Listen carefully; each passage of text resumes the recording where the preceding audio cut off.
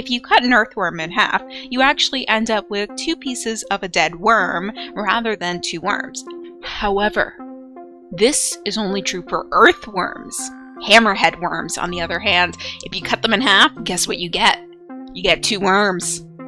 They're technically a type of predatory land planarian. To reproduce, these worms take part of themselves and kind of leave it behind, and then it starts to grow a new worm. So if you cut it, that's basically just doing what it kind of naturally does, and it creates 2 worms. Kind of freaky, but kind of cool.